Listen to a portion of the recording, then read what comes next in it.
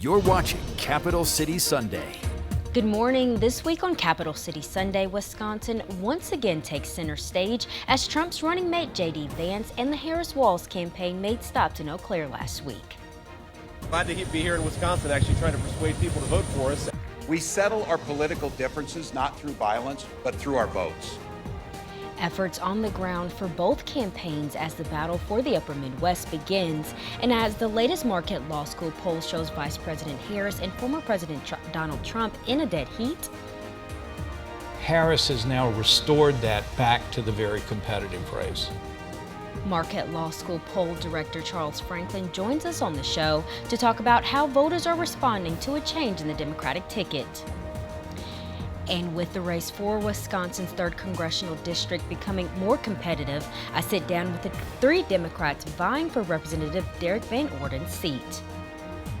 Good morning, I'm Daryl Fair. With the November election just a little over 80 days away, Wisconsin was once again in the national spotlight as both Vice President Kamala Harris and Republican Vice Presidential pick J.D. Vance made dueling campaign stops in Eau Claire on Wednesday. The vice president was joined by her running mate, Minnesota Governor Tim Walz, the pair making their debut in Philadelphia the day before. A spokesperson for the campaign said more than 12,000 people attended the rally. And to his former high school football players, he was coach. Coach. And in 90 days, the nation will know Coach Walz by a new title. Vice President of the United States of America. Harris and Walz emphasized during their remarks that if former President Donald Trump is elected in November, it would mean an end to resources like Affordable Care, the Affordable Care Act, and abortion. The question is pretty simple. This election is all about asking that question. Which direction will this country go in? Donald Trump knows the direction he wants to take us. He wants to take it back. He wants to do the things that you saw, but be very clear. Don't believe him when he plays dumb. And Trump's running mate J.D. Vance made his first official campaign stop in the Badger State since the former president announced the Ohio senator as his pick for vice president. Vance was just miles away from Harris and Walz's rally in Eau Claire. Vance slamming Harris and accusing her of avoiding interviews with the press and claiming Air Force Two would be his in November.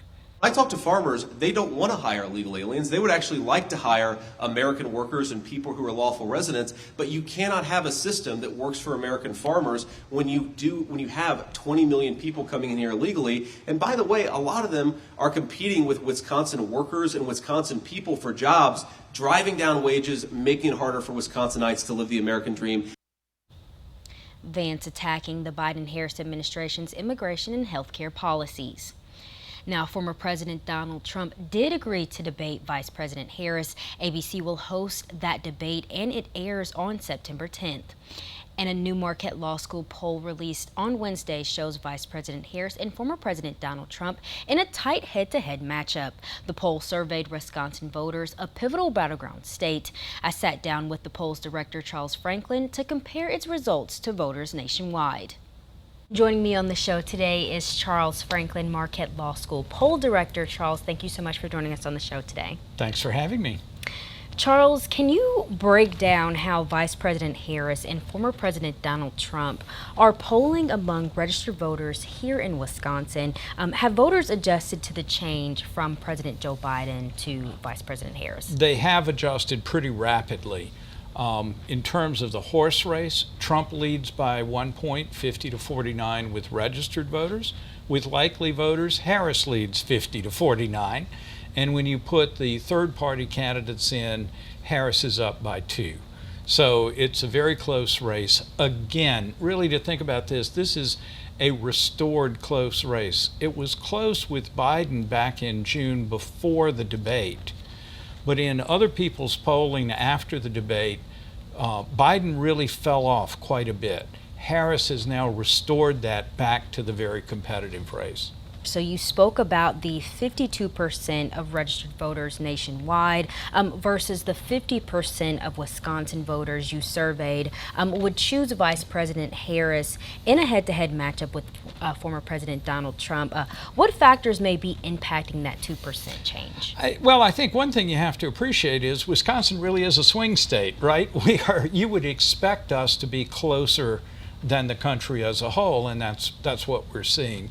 I also think in the national numbers, maybe a little more so than in Wisconsin, we're seeing the bump in Democratic enthusiasm that came with Biden dropping out and Harris taking over.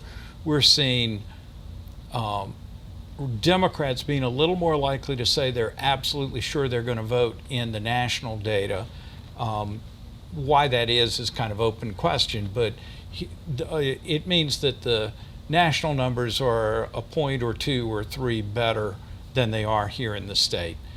What do these numbers mean for Harris and Trump in a critical battleground state like Wisconsin that was decided by less than 21,000 votes? Well, it's back to this tough fight till the end. You know, during the Republican convention, Republicans were convinced that they had this in the bag, that it was going to be an easy win for them.